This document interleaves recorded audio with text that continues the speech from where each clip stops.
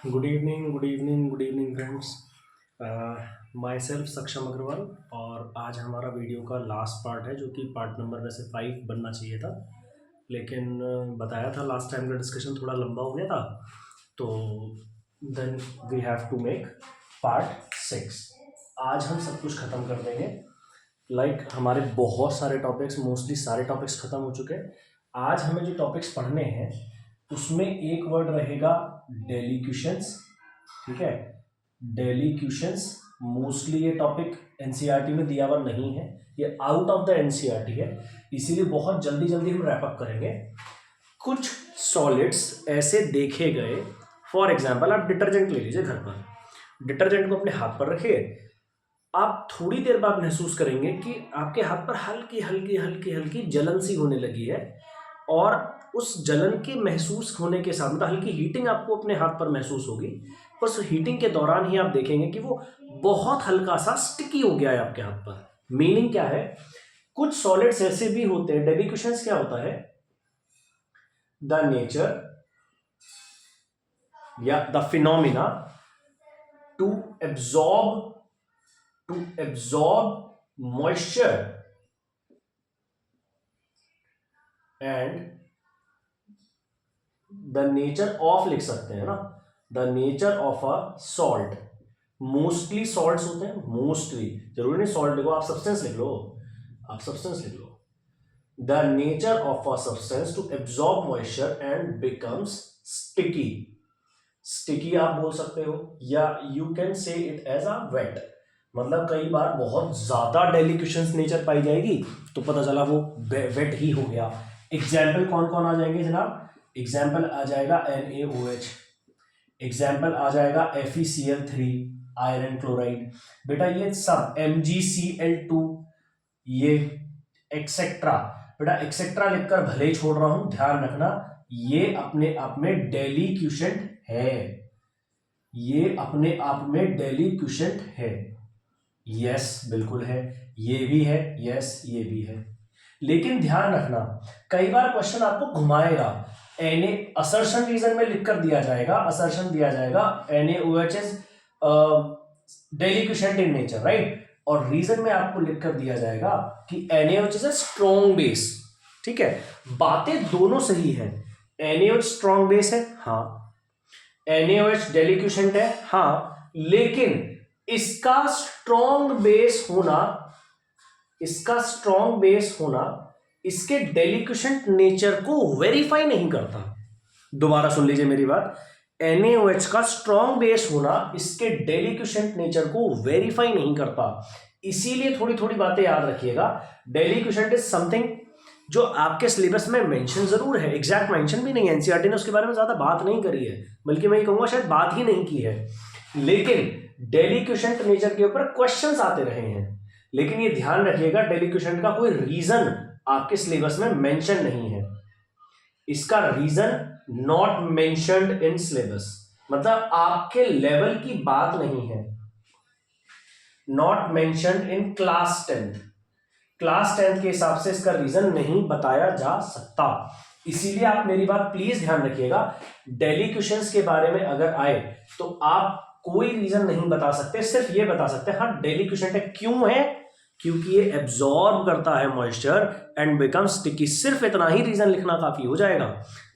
अगर असर्शन आ जाए NaOH is daily question, daily question मान लीजिए ये आ गया, तो आप बोलेंगे हाँ असर्शन ठीक है, रीजन लिखा हुआ आ गया NaOH absorb moisture and become sticky या एंड बिकम वेट, तब ये दोनों करेक्ट हो जाएंगे and reason is the correct explanation of assertion. इस तरह की बातें जब हम करेंगे तब हम ये वाली बात कह सकते हैं कि हाँ ठीक है। तो डेली क्वेश्चन समझ में आ गया, आप प्लीज इन तीनों को मेंशन कर लीजिए। बेटा बारिश के दिनों में ध्यान रखना मैं क्या बोल रहा हूं, बारिश के दिनों में जो हमारे घर का नमक है, घर का नमक है, वो भी स्टिकी हो जाता है। उसके स्टिकी होने का कारण NaCl नहीं है, घर के नमक में मोस्टली 95% प्रेजेंट क्या है? NaCl। NaCl नहीं होता डेलिक्वेशंट, ये डेलिक्वेशंट नहीं है, लेकिन ये है। तो नमक में, घर के नमक में NaCl के साथ साथ जब आप उसके कंटेंट्स पीछे पढ़ेंगे तो NaCl के साथ साथ आपको ये भी मेंशन हुआ हुआ मिलेगा, और ये डेलिक्वेशन है। तो ध्यान रखना, इसकी थोड़ी बहुत अमाउंट होने के चक्कर में जब रेनी सीजन आता है, रेनी सीजन में जो घर का सॉल्ट है ना, salt, it becomes sticky, it becomes sticky. I think you got the point. Please ये ध्यान रखिएगा बेटा, ये इतनी इंपॉर्टेंट बात है, ये कई बार पूछी गई है। आप प्रीवियस ईयर पेपर उठाकर देखो, आप प्रीवियस ईयर के जो इन्होंने क्वेश्चन पेपर, वैसे लाइक मैं वैसे तो नहीं कह रहा, लाइक सैंपल पेपर्स आप उठाकर देखो, उसमें बहुत बार बातें की गई हैं इस वाली बात की। ठीक है, तो हमारा डेलिक्वेशन नेचर समझ में आया, डेलिक्वेशन नेचर समझ में आ गया। मैं इसको रब आउट कर रहा हूं, हटा रहा हूं। अब हम बात करेंगे सिर्फ 2 टॉपिक्स जो हमारे बच गए थे, और तो बहुत बड़े टॉपिक नहीं, बड़े क्या यार, बहुत छोटे टॉपिक है ना। फिर एक बार हम समराइज कर लेंगे, एक बार हम समराइज कर लेंगे और आज हमारा चैप्टर खत्म हो जाएगा। Now we will dive into the physics. अब हम उसके बाद फिजिक्स में थोड़ा सा उतरेंगे, फिजिक्स को भी देखेंगे। चलिए, तो आज जो हमारा टॉपिक रहेगा, एक तो हो गया अपना कोरोजन और एक हो जाएगा अपना रेंसिडिटी। रेंसिडिटी, ठीक है, दोनों की डेफिनेशन मोर और लेस सेम ही है। इसमें मेटल की, मतलब कोरोजन क्या होता है, अगर क्वेश्चन यही आ जाए ना व्हाट कोरोजन इज, तो आपको सिर्फ इतना ही बताना होता है मेटल की सरफेस का खराब हो जाना, right. Just a moment, metal की सरफेस का खराब हो जाना, ठीक है, मेटल की सरफेस का खराब हो जाना is called as corrosion, and खाने की चीजों का खराब हो जाना is called as rancidity. Example के तौर पर अगर मुझे इसका लिखना पड़े तो मैं इतना ही लिख सकता हूं, the deterioration of metal surface, metal surface किसकी वजह से खराब होगा, due to the attack of, due to the attack of atmospheric या atmosphere, due to the attack of atmosphere. Atmosphere में कौन रहेगा जनाब, मॉइस्चर रहेगा, है ना, मॉइस्चर, एयर, एयर में भी कौन, मोस्टली ऑक्सीजन, राइट। इन दोनों के बारे में हम बात करेंगे। इज कॉल्ड एज, या बाकी वो तो घटिया सा वो रस्म पूरी करनी है, वो रिवाज पूरा करना है, डेफिनेशन पूरा करने का, is known as corrosion, right. Example क्या आ जाएगा, कोरोजन का वन ऑफ द एग्जाम्पल, दोबारा सुन लीजिए, कोरोजन का one of the example is called as rusting of iron, rusting of iron, rusting of iron, यानी कि आयरन को एटमॉस्फेयर में छोड़ने पर ये मॉइस्चर के साथ रिएक्ट करेगा, क्या बनाएगा, Fe2O3 एंड डॉट XH2O। इसीलिए लिखते टाइम इसको ऐसे लिखते हैं Fe+O2+H2O, राइट। Fe+O2+H2O मिलकर ये बनाता है, this is called as rust, this is called as rust. Balance करने को हम कर ही सकते हैं, उसमें कोई समस्या नहीं है, लेकिन मैं आपसे चाहूंगा कि 10th क्लास के हिसाब से आप इसको इतना याद ना करें, आप यही याद कर ले तो बेहतर है। और दूसरी बात, जब तक आपसे पूछा ना जाए आप रिएक्शन ना ही लिखें तो बेहतर है, ठीक है।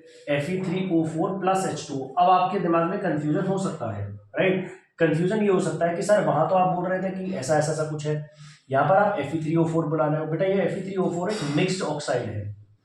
एनसीईआरटी ने जहां पर आपसे रिएक्शन बैलेंस करने की बात करी है ना, रिएक्शन बैलेंस करने की, वहां ये रिएक्शन दी हुई है। आप इसको भी as an example of corrosion यानी कि रस्टिंग ऑफ आयरन में कोट कर सकते हो। फिर भी अगर आपके सामने पूछा जाए, बताओ Fe2O3 रस्ट है या Fe3O4 रस्ट है, तो ध्यान रखना more appropriate answer will go to the Fe2O3। हाँ, कई बार वो जब ये वाला ऑप्शन देता है तब आपको ये ऑप्शन नहीं, दोनों साइमल्टेनियसली नहीं देता, राइट। तो ध्यान रखिएगा, ये मिक्स्ड ऑक्साइड कहलाता है। मिक्स्ड ऑक्साइड मतलब इसमें FeO भी है, FeO भी है, और डॉट लगाकर लिखना चाहूं तो मुझे Fe2O3 भी लिखना पड़ेगा।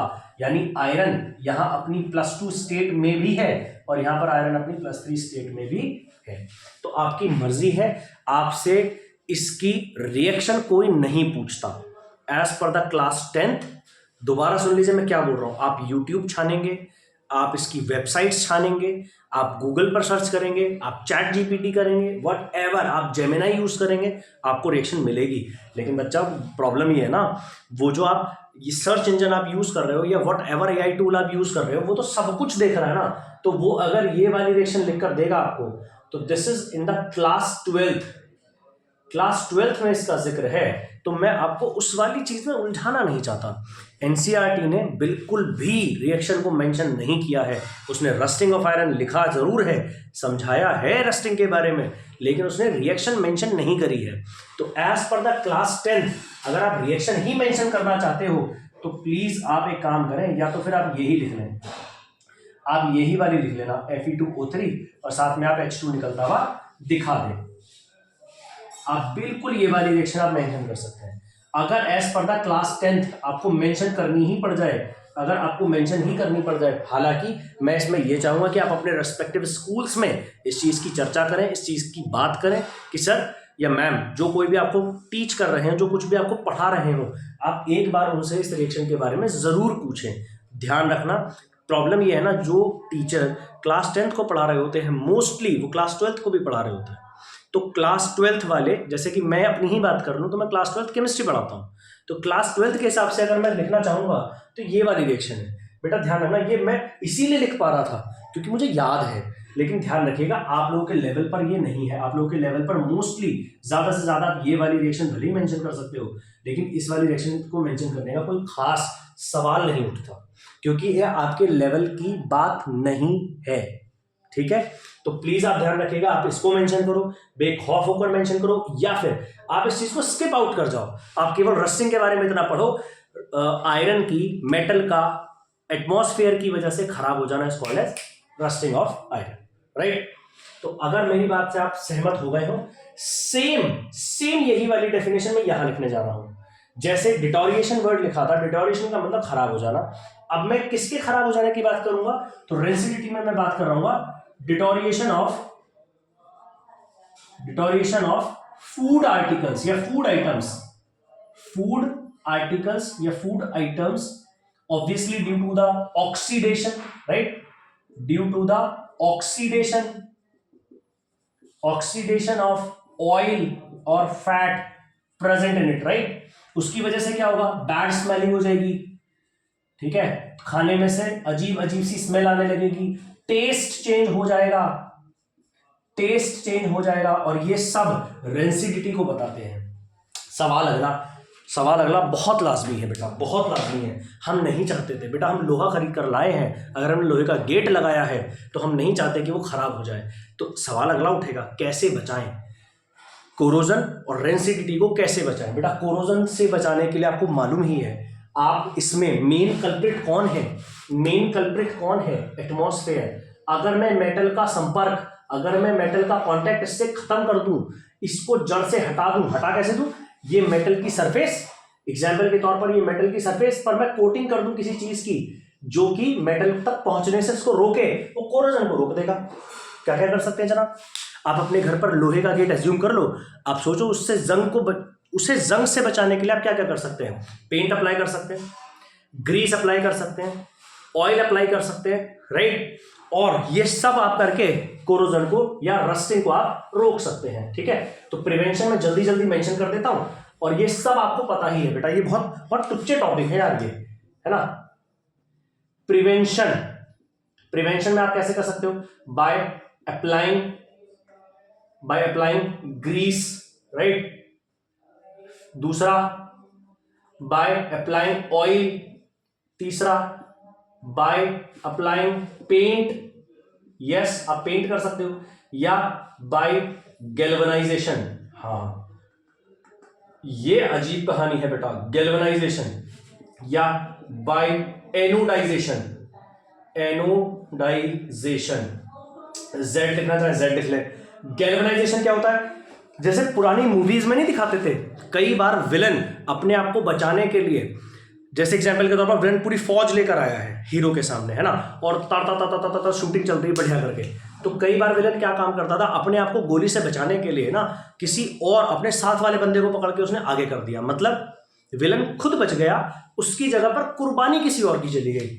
तो ये वाला तरीका क्या है, तरीका ये है, आप आयरन के ऊपर केमिकल मेथड के जरिए, बेटा ध्यान रखना इलेक्ट्रोलाइटिक मेथड यूज होता है इसमें, आप आयरन की मेटल के ऊपर जिंक की कोटिंग कर दोगे।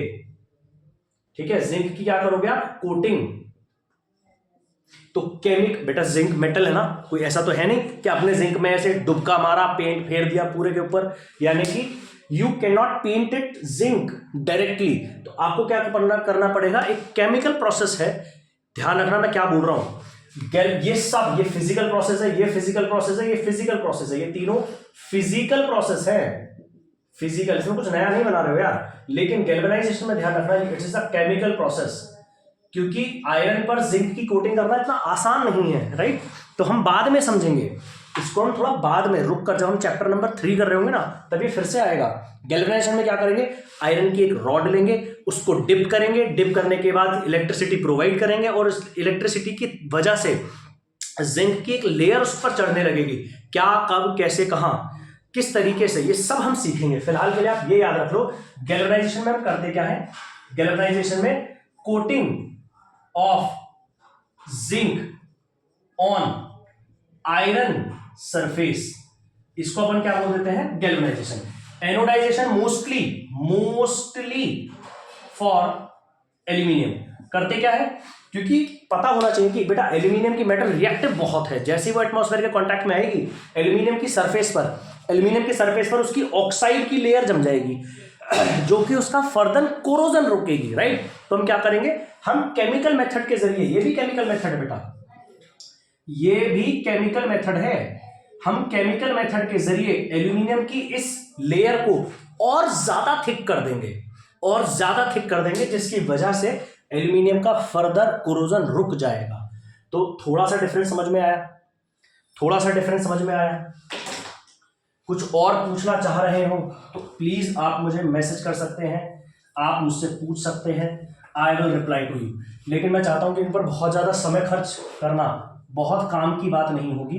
अब हम रेंसिडिटी के प्रिवेंशन भी बहुत जल्दी खत्म कर लेते हैं एंड चैप्टर विल एंड। ठीक है, मैं काम करूंगा, मैं शॉर्ट्स में 2-4 क्वेश्चंस जरूर टेकअप करूंगा इसके। प्रिवेंशन की अगर हम बात करें तो आप रेफ्रिजरेशन यानी आप फ्रिज का यूज कर सकते हैं, राइट। और क्या कर सकते हैं, by putting the food into air tight container. Air से दिक्कत है ना, एयर से ही तो दिक्कत है, तो क्यों ना एयर टाइट कंटेनर में यूज कर ले। ठीक है, फिर बाय हीटिंग, दूध को उबाल देते हैं, राइट।